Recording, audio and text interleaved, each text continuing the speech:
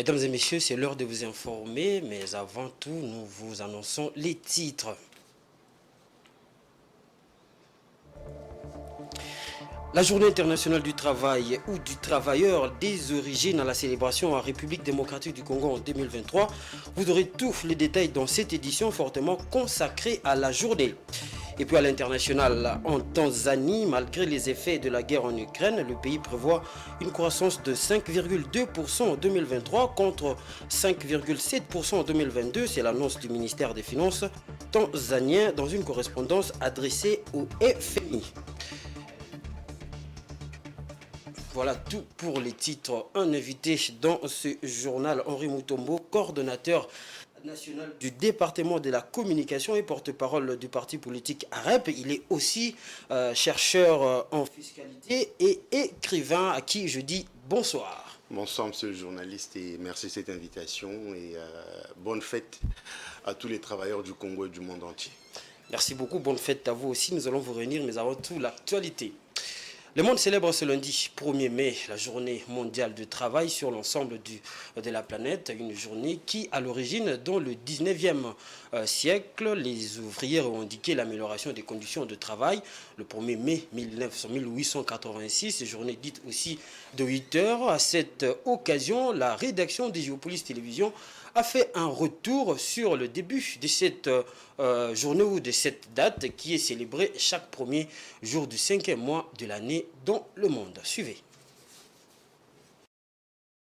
La journée du 1er mai est aussi l'occasion de faire valoir les revendications des travailleurs face au gouvernement, mais aussi au patronat. Tout a commencé en 1884 quand les syndicats américains décident d'imposer au patronat dans 2 ans le système de 8 heures de travail sur l'ensemble du territoire. Nous sommes à l'époque où le monde vient de connaître sa révolution industrielle, traînant derrière elle une forte demande de la main-d'œuvre. Ce jour-là, les syndicats des travailleurs américains étaient entrés en revendication afin d'obtenir la journée de 8 heures ou la revendication des travailleurs de ne travailler que 8 heures maximum pendant la journée. Ils avaient choisi le 1er mai car cette date correspondait alors au premier jour de l'année comptable des entreprises, un jour où les contrats de travail arrivaient à terme, d'où le concept Moving Day. Finalement, le 1er mai 1886, 200 000 travailleurs américains avaient obtenu la journée de 8 heures, mais pas les autres, entraînant des grandes mobilisations partout dans le pays et des violents affrontements à Chicago où la grève s'est prolongée. 3 ouvriers avaient été tués le 3 mai et avec les mouvements qui se succédèrent, une bombe lancée le lendemain sur les policiers avait fait 15 morts. À la suite, 8 anarchistes furent arrêtés, 4 furent pendus le 11 novembre 1887 avant d'être innocentés puis réhabilités publiquement en 1893. Après ces événements, l'idée d'une journée annuelle de revendication est aussi apparue en Europe et validée lors du congrès de la Deuxième Internationale socialiste en 1889 à Paris. Le 1er mai se déroule en 1890 en France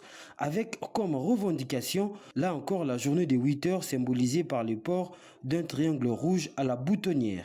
C'est ainsi que la journée s'est établie partout dans le monde comme journée chômée et payée. En France, par exemple, en 1948, les États-Unis d'Amérique et le Canada commémorent la journée le premier lundi du mois de septembre et le Royaume-Uni le premier lundi du mois de mai. Voilà, comme je vous ai dit à l'entame de ce journal, cette question de la journée du 1er mai sera l'essentiel de notre journal de ce 1er. Mais je vous ai dit aussi que je ne suis pas seul sur ce plateau. Je suis avec M. Henri Mutombo. Je le représente, coordonnateur national du département de la communication et porte-parole du parti politique Agissons pour la République, AREP en sigle. Il est aussi écrivain et chercheur en fiscalité. M. Henri Mutombo, rebonsoir. Bonsoir monsieur le journaliste. Alors première question, comment AREP, votre parti, conçoit justement cette question du travail?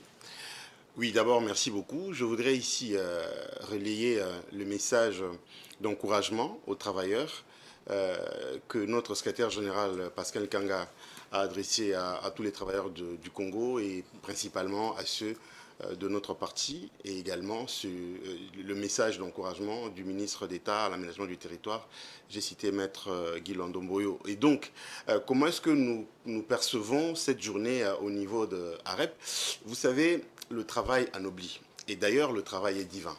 Et vous n'avez qu'à regarder, tous, comme nous disons, nous sommes chrétiens dans ce pays à 70 ou 80%. Nous savons que la Bible dit que la terre était dans une forme voilà, inhabitable et Dieu avait créé. Donc il a dit que la lumière soit, que le soleil soit, ainsi de suite. Et donc Dieu a travaillé. Et donc le travail est divin. Et même quand il a créé l'homme Adam, il l'a mis dans le jardin d'Éden, selon les Écritures saintes, on dit qu'il a placé dans le jardin d'Éden et l'homme a commencé à travailler. Et donc le travail, c'est même inscrit dans les droits de l'homme. Donc quand on a le travail, on peut s'épanouir parce que le travail éloigne la nuit, le travail éloigne le besoin, le travail éloigne également la paresse. Et donc, au niveau de AREP, nous concevons le travail comme le socle même de la vie humaine. Parce que quand on ne travaille pas, on ne sait pas avoir l'instruction. Quand on ne travaille pas, on ne sait pas donner la bonne éducation.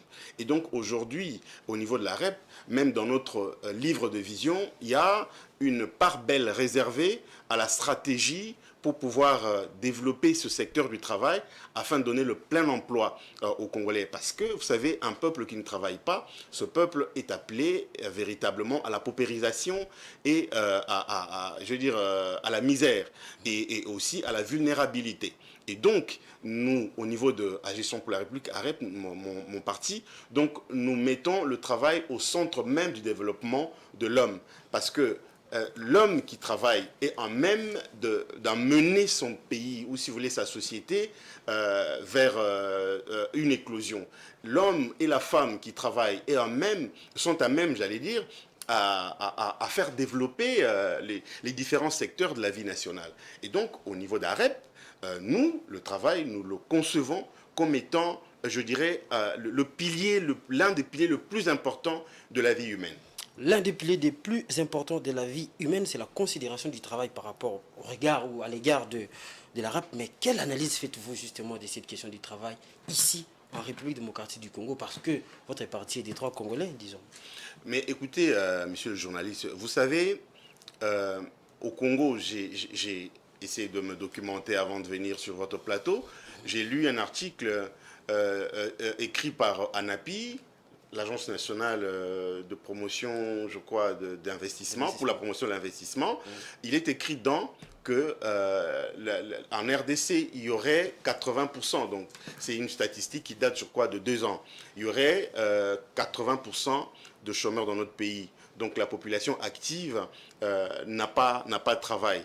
Alors c'est une question cruciale qui préoccupe même au plus haut sommet nos dirigeants. Parce que, vous savez, comme j'ai dit tout à l'heure, quand vous n'avez pas de l'emploi, vous êtes paupérisé, vous êtes manipulé. Et donc, au niveau de la RDC, il faut que les efforts soient faits, de telle enseigne que le gap soit comblé. On est un peuple courageux. Les Congolais sont très courageux. C'est pour ça que moi, je m'offusque, ou si vous voulez, je m'inscris en faux par rapport à tous ceux qui accusent les Congolais, les Kinois notamment, de paresseux. C'est pas vrai. Vous n'avez qu'à regarder le train quand il quitte Tchango pour venir en ville, ou encore les bus qui quittent les différentes zones d'habitation des Kinois et des Congolais un peu partout en RDC. Vous verrez que les mamans qui se lèvent à 4h, à 5h du matin, les jeunes gens... Qui repartent même en pied. Hein. Voilà, qui quittent leur maison à pied pour faire des petits travaux, des petits commerces pour subvenir aux besoins de leur famille. Donc c'est pour dire que le Congolais n'est pas un peuple paresseux. Si vous regardez le chemin de fer qui aujourd'hui, bon, est un peu, je veux dire, qui est en train de disparaître, le chemin de fer a été construit, bien que c'était sous l'oppression, c'était à l'époque de la colonisation. Voilà, mais le chemin de fer, c'est un grand travail, un travail harassant. Ça avait été construit par les Congolais. Si vous regardez l'économie de la RDC, qui vers les années 70 était au même pied d'égalité que le Canada, l'Afrique, pardon, la Corée du Sud. Donc ça a été fait par les Congolais. Donc aujourd'hui, moi je dis, après le départ des colons, on n'a pas investi à la hauteur des enjeux et de la vocation de la RDC. Parce que, vous savez, la RDC a la vocation du leader africain. Et alors, du leader africain, parce que Frantz Fanon l'a dit, l'Afrique a la forme du revolver et la gâchette se trouve au Zaïre à l'époque, donc Congo aujourd'hui. Donc c'est pour ça que je dis, jusqu'à ce jour, les investissements qu'il faut, en fait, on n'a pas encore travaillé à la hauteur des enjeux et de la vision de la République démocratique. Je veux finir. Et bon, heureusement qu'aujourd'hui, nous avons un gouvernement qui est en place, dont les efforts sont menés dans ce sens-là, de sorte que les investissements réels soient faits de telle enseigne que la RDC puisse monter en puissance et que véritablement qu'elle puisse jouer son rôle en tant que pays leader en Afrique. Des investissements, c'est un peu vaste. Vous avez parlé ici, j'ai retenu les chiffres, plus de 80% des Congolais sont hors les circuits de l'emploi ou hors le champ de travail. Mais qu'est-ce qu'il faut faire pour changer la donne? Et c'est un peu de diminuer cet nombre un peu qui fait froid au dos, ces chiffres qui font froid au dos. Par où commencer? Par quel mécanisme passer? Il faut investir dans l'énergie. Parce que, vous savez, pour devenir un pays émergent, pour se développer, toutes les grandes nations du monde qui se sont développées, ils ont investi dans l'énergie. Il faut investir dans l'énergie.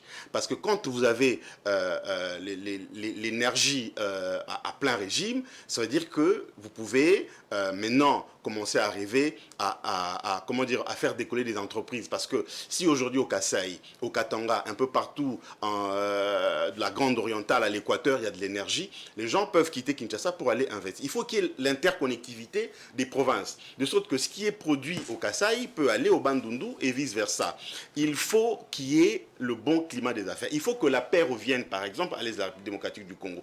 Parce que vous savez, les bruits de bottes font fuir les investissements. Les capitaux importants dont on a besoin pour créer de l'emploi de masse dans notre pays, ces capitaux ne viendront pas tant qu'il n'y aura pas la paix véritable. Donc, les investisseurs qui tentent de venir jusqu'ici chez nous, c'est parce que, évidemment, ce n'est pas vraiment de major. Nous, on a besoin, le Congo, pour qu'il puisse véritablement rentrer dans sa vocation, comme je l'ai dit tout à l'heure, il faut qu'il y ait des majors. Des grands industriels doivent venir chez nous. C'est en ce moment-là que, véritablement, on peut espérer réduire cette courbe de chômage. Aussi, il faut que ceux qui ont l'argent, les Congolais qui ont l'argent, au lieu d'investir veuillez m'excuser, dans la volupté, dans les plaisirs de la chair, je devrais être décent pour ne pas, comment dire, pour ne pas et les Congolais sont toujours embauchés les gens. Là, hein. Je veux dire, il faut qu'il y ait des investissements.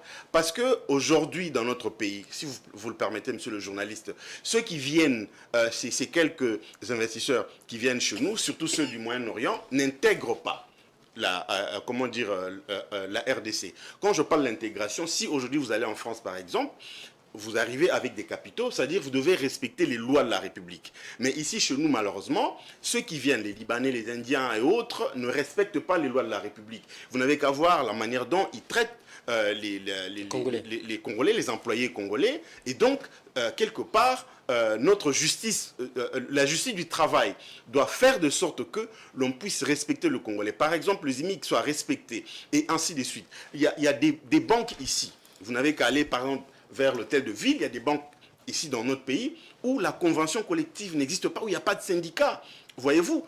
Et les inspecteurs du travail, eux également, ça doit être des gens qui travaillent pleinement et véritablement en faveur des Congolais. Pour les 2 345 000 km, il y a combien d'inspecteurs de travail? Mais voilà, donc il faut qu'il y ait un travail de fond qui se fasse de telle enseigne que les Congolais, voilà, donc tous ces investisseurs qui viennent chez nous puissent intégrer, ça veut dire respecter la législation du travail de notre pays, de sorte qu'évidemment les Congolais ne soient pas marginalisés. Je vais revenir à vous, M. Arimou Tombo. J'ai compris que cette question vous tient passionnément, donc on va poursuivre avec l'actualité. Cette journée du 1er mai a été célébrée en RDC officiellement par le gouvernement au Palais du Peuple. Le Premier ministre a eu des mots justes pour s'adresser aux travailleurs et travailleuses congolais. Pour lui, leurs revendications légitimes doivent demeurer au cœur de l'action du gouvernement. Suivez-le dans cette cérémonie, dans cet extrait choisi par la rédaction. Travailleuses et travailleurs, le 1er mai ne devrait pas nous renvoyer uniquement aux luttes historiques pour la reconnaissance du statut des droits et des travailleurs, ce jour dédié au travail constitue également une occasion d'apprécier la capacité de l'homme et de la femme à changer leur vie, la vie de la communauté, de son entreprise, de son pays, par son travail.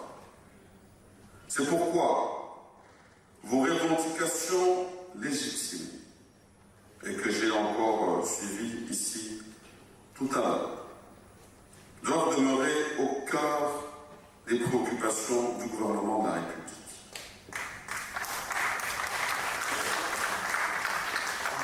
Et ça a été rappelé ici dans un processus de dialogue constructif, franc et sincère. En partageant ces instants avec vous, j'ai davantage conscience des enjeux que soulève le monde du travail, surtout pour notre nation. Je voudrais vous réaffirmer la détermination du gouvernement à incarner un vrai leadership pour accompagner toutes les bonnes initiatives visant à garantir à chaque travailleuse et à chaque travailleur le respect de l'exercice de ses droits fondamentaux. Et cela en tenant compte de l'égalité du genre. On va rester dans la même cérémonie où la ministre de l'Emploi, Travail et Prévoyance sociale, Claudine Ndoussi, a pour sa part rappelé les victimes de 1886 qui sont à la base de cette journée du 1er mai. Elle a aussi eu une pensée pieuse à tous ces Congolais se trouvant dans des zones de conflit. Suivez. Comme de coutume, nous voici le 1er mai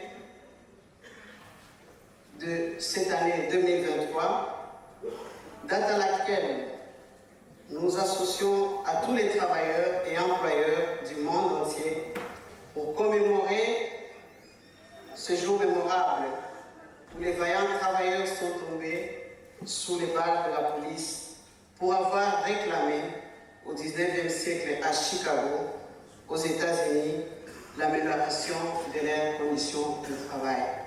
Cet exercice se poursuit jusque maintenant dans cette même salle et elle est à encourager. Ce jour constitue pour le gouvernement de la République démocratique du Congo une occasion de faire le point sur le progrès réalisé dans la mise en œuvre du cadre global de la politique de l'emploi et de la réforme en République démocratique du Congo.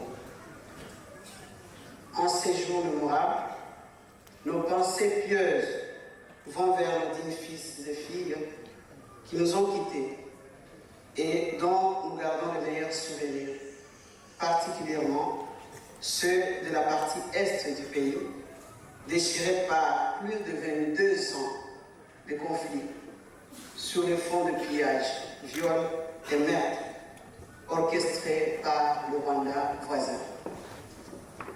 Il en est de même pour nos compatriotes de Kwamouth et la commune de Maliko, victimes des conflits tribaux. Voilà, nous allons poursuivre avec notre invité, M. Henri Mutombo. Nous avons suivi le Premier ministre, nous avons suivi aussi l'une des membres du gouvernement, qui sont tous les membres du gouvernement qui font ou qui appliquent la politique gouvernementale, donc appliquent la vision du chef de l'État qui est coulée dans son programme d'action.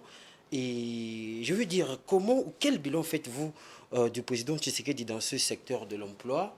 Qu'est-ce qui a freiné? Parce que jusqu'à-là, on n'a pas vraiment des chiffres réels depuis son entrée en fonction jusqu'à aujourd'hui.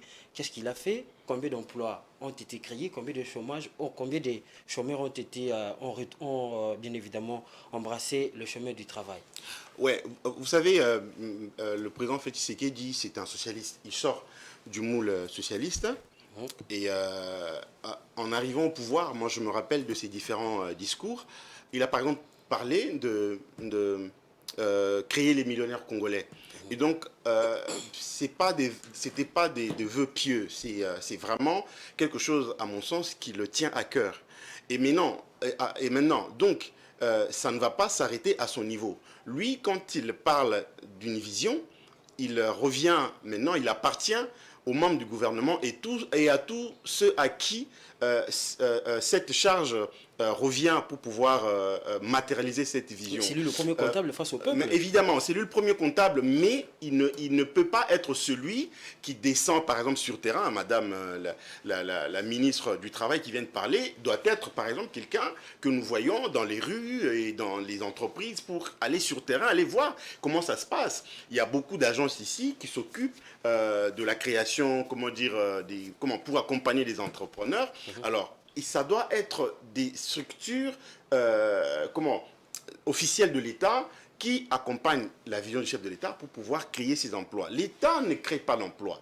Et c'est aussi un problème de formation. Vous savez, notre système d'éducation forme des demandeurs d'emploi.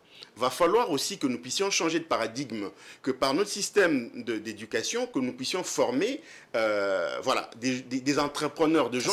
C'est quand même l'État à qui revient la charge. Voilà, donc de telle enseigne que quand on sort de l'université ou de n'importe laquelle formation, parce que pour créer un emploi, il ne faut pas forcément sortir de l'université. Il y a des centres de formation, des institutions de formation qui sont également appelés à former les gens, par exemple, pour être des patrons pour pour la plomberie, pour la maçonnerie, ainsi de suite. Donc tout ça, c'est très important. Alors, je viens de suivre le discours du Premier ministre, qui est un bon discours, également Madame qui a fait l'histoire, mais ici, les Congolais ont besoin, bien entendu, de la réalité de cette vision. Et le chef de l'État se bat, c'est bien, c'est vrai, mais il faut qu'il y ait des gens qui matérialisent cela. Vous savez, le chef de l'État parlait de créer des millionnaires, donc c'est-à-dire la classe moyenne des affaires. Cette classe moyenne des affaires, il y a tout un arsenal au fait d'éléments qui doivent accompagner cela. Le climat des affaires, la justice et aussi les quelques investisseurs qui viennent chez nous. On apprend par exemple, je n'ai pas de preuves, mais on apprend par exemple que quand ces gens viennent, on leur demande des commissions. On leur demande des pourcentages pour, approuver un dossier quelconque ou pour accepter un partenariat quelconque. On demande des pourcentages. Ça doit s'arrêter. Parce que quand vous êtes responsable, l'État vous paye par rapport à cette signature ou par rapport à l'accompagnement étatique que vous devez mettre à profit d'un entrepreneur. Lui demander des pots de vin, c'est de la corruption, c'est vraiment des antivaleurs que s'il y a des gens qui font cela, doivent arrêter de le faire. Parce que, évidemment, le Congo, au regard de sa grandeur, au regard de toutes les potentialités que nous avons ici dans notre pays, il faut véritablement qu'il y ait des richesses au niveau du secteur des finances, les banques notamment. Aujourd'hui, c'est entre les mains des étrangers, l'agro-pastoral, pareil. Donc, voilà, ce qu'il faut faire ici, il faut par exemple, je donne l'exemple de Widal Fondation.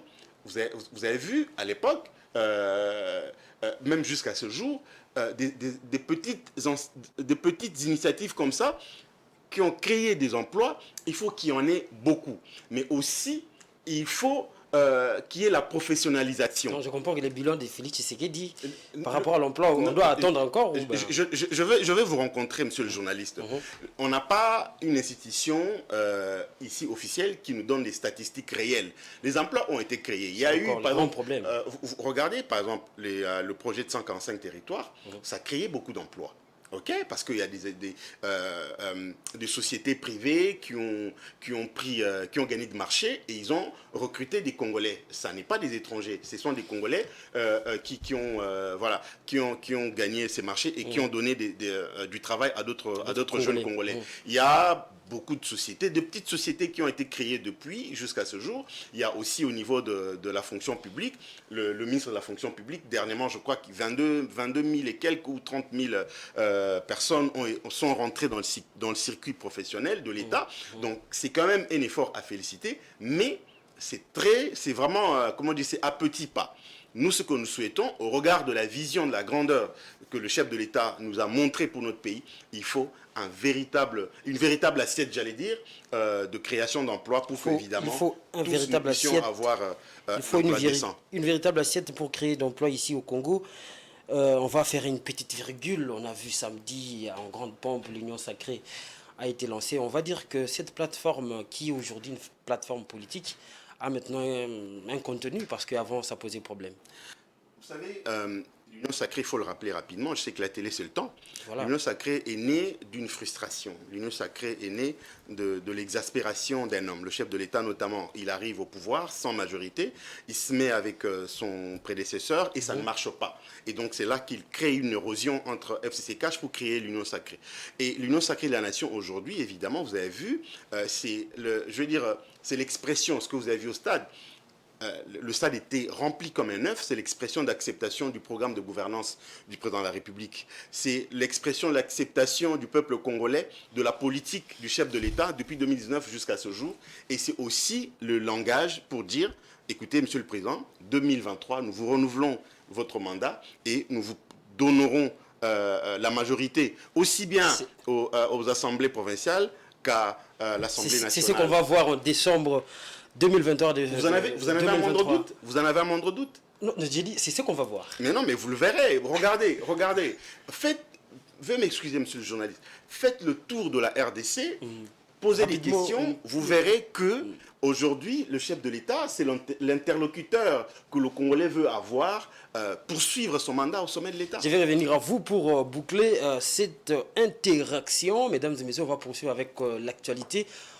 Toujours dans le cadre de cette journée, nous revenons sur la dernière réunion du Conseil des ministres. Le président de la République a réitéré son instruction aux membres du gouvernement concernés par la mise en œuvre de la feuille de route relative à l'intégration des indicateurs du travail dans le cadre macroéconomique de cette année. Voilà ce que rapporte le porte-parole du gouvernement, Patrick Mouyaya, que je vous propose de suivre. Rappelons ces instructions au cours du Conseil des ministres tenu le 30 septembre 2022 concernant l'opportunité d'intégrer les indicateurs du marché du travail dans le cadre macroéconomique et budgétaire.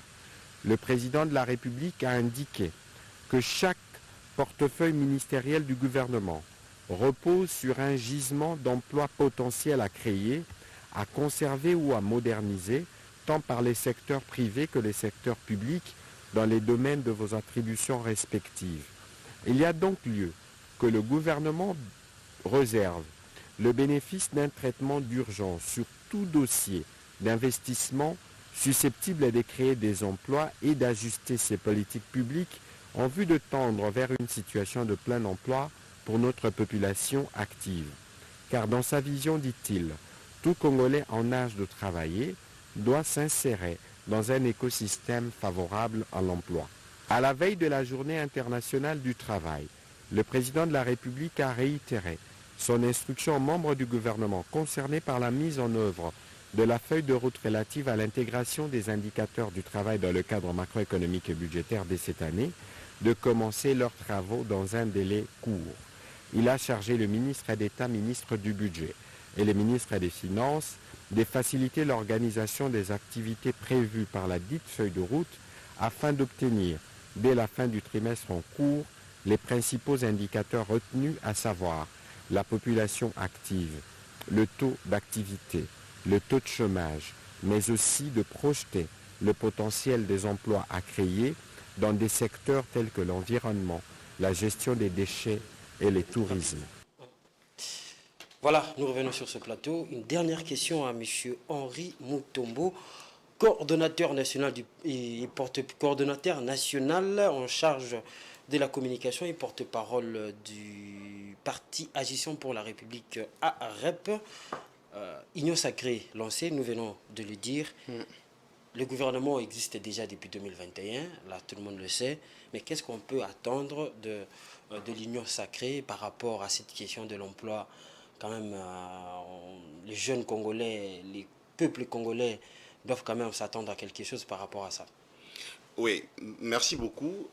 Ce qu'on doit attendre de l'Union sacrée, c'est d'arrêter la nomadisation de notre peuple. Parce qu'aujourd'hui, quand on peut partir d'ici pour aller affronter la Méditerranée dans la quête du bien-être, donc tout cela revient à dire que nos dirigeants africains, et personnellement aussi, vous voulez particulièrement les dirigeants congolais, doivent s'impliquer, s'employer de sorte que le rêve du bien-être de notre peuple soit vécue. Ça, c'est la responsabilité qu'ils ont. Et donc, on doit attendre de l'Union sacrée le renforcement de l'état de droit.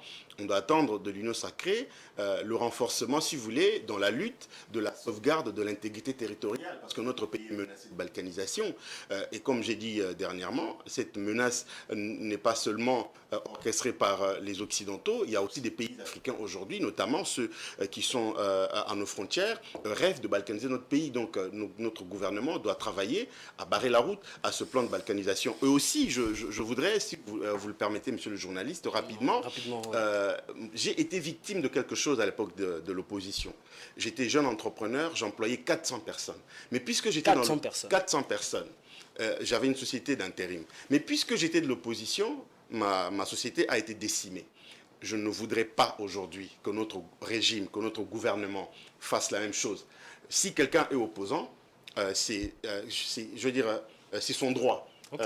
C'est son opinion. Voilà. Mais s'il est dans les affaires, qu'on ne puisse pas brimer ses affaires ou qu'on ne puisse pas l'empêcher d'évoluer parce qu'il est dans l'opposition. Donc que nous puissions faire la différence entre les affaires et la politique. Et aussi, la dette intérieure doit être payée parce que si aujourd'hui, les hommes d'affaires congolais fassent des affaires avec l'État, qui est leur partenaire, et qu'au retour, on ne paye pas ces gens, c'est-à-dire qu'on ne leur permet pas d'évoluer, on ne permet pas qu'il y ait cette création d'emplois. Donc ça doit être une question qui doit être regardée patriotiquement, de telle enseigne que les choses puissent aller de l'avant et que ce gouvernement mis en place par le chef de l'État, que la mission lui a signée, soit véritablement accomplie. Merci beaucoup, M. Henri Moutombo, de votre passage sur ce plateau pour intervenir comme invité dans ce journal. Merci beaucoup et bonne soirée à toutes et à tous. Merci.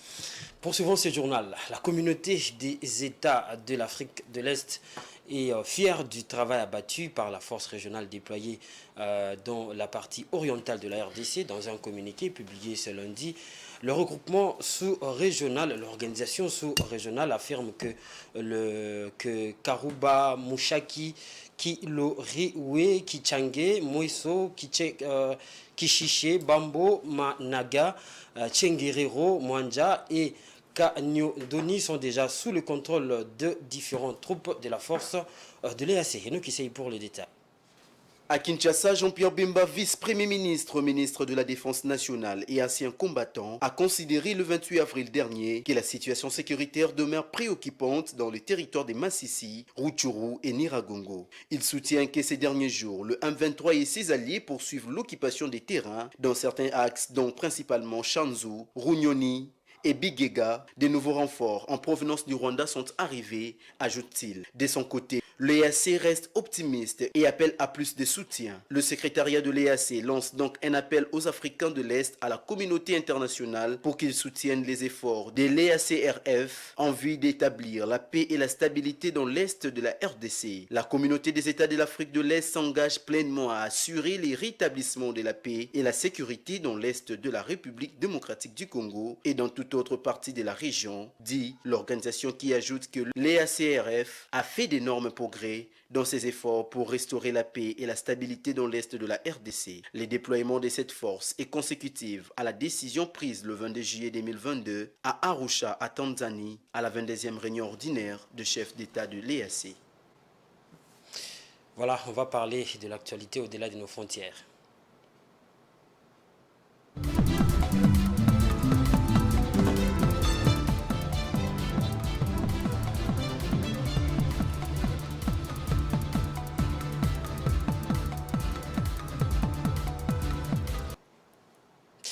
Alors que l'économie tanzanienne repose notamment sur les secteurs de tourisme, de l'exploitation minière et de l'agriculture, le gouvernement estime que les effets néfastes persistants de la guerre en Ukraine pourraient le pousser à raboter ses prévisions de croissance pour l'année en cours.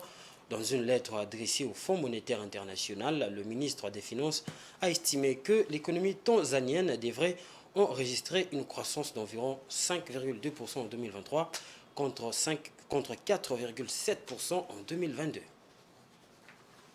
Le gouvernement tanzanien table sur une accélération de la croissance économique en 2023 à 5,2%. Voilà ce qu'a indiqué le ministre des Finances tanzanien, qui a cependant précisé dans une lettre rendue publique le week-end dernier que cette prévision pourrait être revue à la baisse ultérieurement en raison des effets néfastes persistants de la guerre en Ukraine. L'économie tanzanienne repose notamment sur le secteur du tourisme, de l'exploitation minière et de l'agriculture. Pour rappel, le Fonds monétaire international avait annoncé dans un communiqué publié lundi 24 avril que son conseil d'administration a approuvé le décaissement immédiat d'une nouvelle tranche de près de 153 millions de dollars américains en faveur de la Tanzanie au titre de l'accord de facilité élargie de crédit conclu entre Dodoma et les fonds en juillet 2022. L'institution financière internationale a également indiqué que de progrès remarquables ont été accomplis dans la mise en œuvre de réformes accompagnant le programme de financement de la résorption de salariés et des arriérés de dépenses et l'amendement de la loi sur les banques et les institutions financières.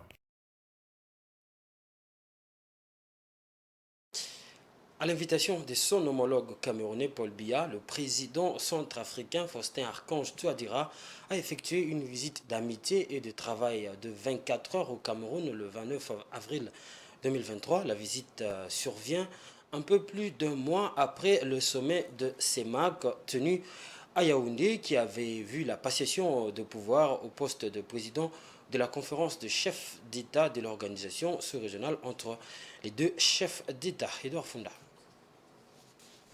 Le président de la République centrafricaine et président en exercice de la CEMAC, Faustin Archange Touadéra, s'est entretenu 2 heures durant avec son homologue camerounais, le président Paul Biya, le 29 avril 2023 à Yaoundé. Une rencontre qui intervient un mois seulement après le sommet des chefs d'État de la CEMAC qui s'est tenu les 17 et 18 mars 2023 à Yaoundé et au terme duquel le président Touadéra avait pris la tête de l'institution sous-régionale à la fin du mandat du président Paul Biya. Les deux chefs d'État entretiennent d'excellentes relations. Le Cameroun et la Centrafrique sont 2 pays frontaliers qui partagent quelques défis communs, notamment au niveau humanitaire, avec un flux de déplacement des populations de la République centrafricaine en sol camerounais, mais aussi au niveau sécuritaire avec les incursions des rebelles provenant de la République centrafricaine à l'est du Cameroun. L'un des défis urgents qui mine le développement de la RCA est la résolution de la crise sécuritaire. Le Cameroun participe à la restauration de la sécurité en République centrafricaine à travers les contingents de la MINUSCA, la mission des Nations Unies pour la stabilisation de la Centrafrique, auquel le pays alloue régulièrement du personnel militaire et des unités de police. Le chef d'État Faustin Archange Touadéra, dans le cadre de son mandat à la présidence de la CEMAC, a parmi ses objectifs l'accélération de la mise en œuvre des objectifs de l'organisation, notamment la libre circulation des personnes et des biens, le développement économique par la coopération sous-régionale.